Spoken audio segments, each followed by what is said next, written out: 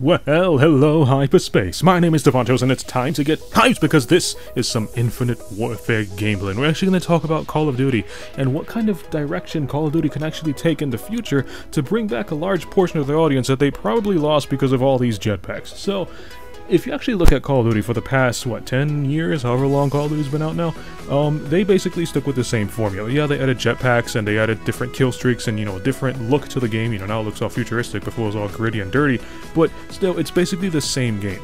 You're in a map, the map is rather large or rather small, it doesn't matter what kind of map it is, but you're still in a box. And then in that map, you run around, shoot the enemy, complete the objective if you're playing domination, you get the kills, get the score, and you win. It's done. And Call of Duty stuck with this formula for a very, very long time. So I was actually thinking, with all these open world games coming out, like Horizon Zero Dawn, Breath of the Wild, Tom Clancy's Ghost Recon Wildlands, and so on, even The Division, I don't know if you can count The Division as an open world game, but anyway, with all these open world games coming out, it kind of got me thinking, what if Call of Duty takes an open world game approach and they can keep it in the modern era? I feel like a lot of fans really like the modern era Call of Duties, like Black Ops, not Black Ops 3, what am I talking about? like Modern Warfare 2, Modern Warfare 1, and so on. So it can kind of be like Ghost Recon Wildlands, but it plays out like Call of Duty. It's still a first-person shooter, but it's in this huge, massive map. And keep it, like the standard Call of Duty. You buy the game and you get like 10 maps. They're not just going to give us one huge map. Make it that they have, 5, 10 huge maps and make them massive. I'm talking about like Ghost Recon Wildlands massive. And if they're going to give us just one map, make it, a big map that has a lot of variety. Have a forest in there, you climb up the mountains and you have some snow, you go down by a swamp and it's all murky. Don't just give us something that's just the woods, right? It can have... It's going to be a very vibrant, very creative, just a very different Call of Duty. And a lot of people are going to bring up the topic about sniping. If it's a huge map, snipers are going to be overpowered because you can just, sit on top of a mountain and you can snipe people off and they can never find you, they can never see you. So I was actually thinking a way to counter that, and that's just to add bullet travel time. Now, it's not going to be like Battlefield. Battlefield has bullet travel time and bullet drop off, which means if the target's too far ahead, you gotta aim ahead of the target and you gotta aim a little above the target, that way the bullet can travel and then eventually hit the target when it reaches its destination. With this new open world Call of Duty, what they can do is just add travel time. So we're basically talking about Zenyatta's orbs, right, from Overwatch. You just aim ahead of the target, you throw the orb, and you're gonna get a rough estimate on where the shot is going to land. It's much easier to measure, and it's not going to be as difficult as Battlefield is. And I know it's gonna come to the argument like, oh, Battlefield's for nerds and Call of Duty's for little kids, but Call of Duty's always been the fast-paced arcade shooter. And because it's so fast-paced, adding the travel time on bullets is going to slow it down a tad bit, but not make it as slow as Battlefield's gun-on-gun combat. You see what I mean? It's still going to be fast-paced, and you can still get used to the travel time, but it's just not going to be as fast as it is now, but not as slow as Battlefield. And because this can be open world, you can actually go on servers that have hundreds of players. Now, actually, a game on PlayStation 3 called MAG, and MAG allowed you to play with hundreds of players, and it was insane. And they can actually do this in a future open world Call of Duty. Not to mention clans. If you got your clan of, let's say, 6 people, or maybe even a clan of like 4 people, you guys can stick together. You guys can be a little group that travel through the mountains or the woods or whatever, and you can use teamwork, and you guys are actually going to be more recognized as a clan that way, because everybody's going to recognize, that little group of 4 that takes everybody out, and that little group of 4 that's, always hiding in the shadows, and then they take everybody out in their path, and they can't be messed with.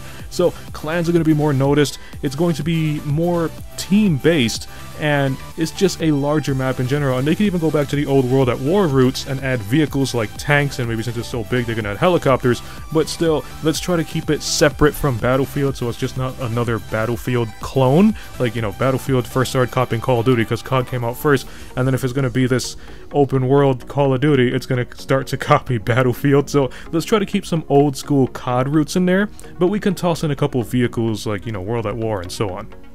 And also, with some open world games like Ghost Recon Wildlands, you can have some customization. Now, the reason I love customization in a lot of shooter games is because you feel like the character you created is strictly for you. It's your character. You can even make yourself if you want to. Let's use Davontos, me. I make Davontos. I know there's not really going to be anybody who made their character look exactly like me.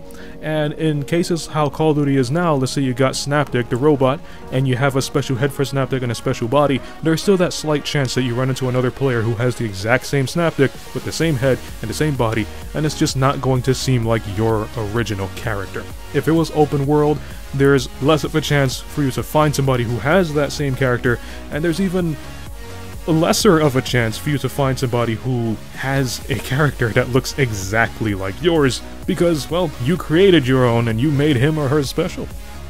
This was actually just something I was thinking about, because a lot of games are going to open world. I mean, you have Horizon, as I said, Breath of the Wild, Grand Theft Auto's been open world, even Mario is going on to an open world game. Super Mario Odyssey, I think it was called.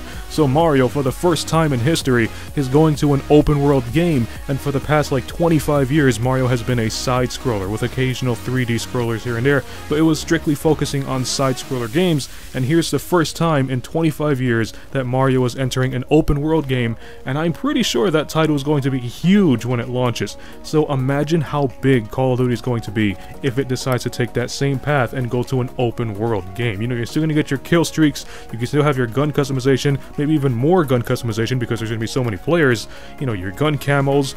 I mean, I'm pretty sure they're going to add supply drops, we all know that. But you can have just so much to customize, so much to do, and you can still have your basic game modes, you know, domination. Instead of you holding down a point, you gotta hold down a village. And then if you're playing team deathmatch, you know, you gotta find the enemy teams and then you can start sniping them off. You can still have your search and destroy, you can still have everything, but it's just going to take place on a massive map, and it's going to be open world. Add some animals in there like Grand Theft Auto, add some environmental hazards, you know, maybe you're just wandering around in the jungle and you wind up being attacked by some kind of animal and they can kill you. There's just so much Activision can do if they make an open world Call of Duty, from the customization to hundreds of weapons if they want to. They can add maybe a couple of maps, maybe 10 maps, 15 maps like how it always is. The kill streaks can be so immense. I mean, you can have some ground-based kill streaks, some water-based kill streaks, air streaks like helicopters, air support streaks, whatever, and you can just have, I don't know, there's just going to be so much to do. So many environmental hazards. You can even add AIs, like, you know, Grand Theft Auto has the civilians AIs and the officers are AIs. You can have some, you know, maybe some guards who are protecting a certain point on the map, and if you get too close, those guards will engage you. But you can still take them out, like if you're playing single player and you shoot one of the single player bad guys. It's going to be very, very diverse, and it's just going to be, I think it's going to be a really, really great idea. So if you like this video, punch that like button with a mighty force. Let me know what you think about this open world Call of Duty. Is it a good approach for them to take this into the future? You can follow me up on Twitter at DavontosMan, and as always, I'll see all of you in the next video. Have a nice day.